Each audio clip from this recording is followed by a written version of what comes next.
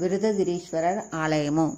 ఈ ఆలయంను చూడటానికి మేము కుంభకోణం నుండి ఉదయాన్నే బయలుదేరాము. దారిలో అరుణజడేశ్వర స్వామి ఆలయము, గంగైకొండ చోళపురము, శ్రీముష్ణం శ్రీ భూవరాహస్వామి ఆలయం చూసి 4వ ఆలయంగా వృద్ధాచలం వచ్చాము.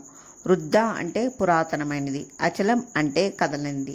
వృద్ధాచలం చుట్టూ ఉన్న కొండలు కదలని కొండలు.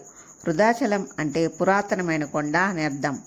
చోళ సామ్రాజ్యంలోనే అత్యంత శక్తివంతమైన చోళరాణి సెంబియన్ మహాదేవిచే నిర్మించిన దేవాలయ శ్రేణిలో ఒక భాగం ఈ ఆలయం.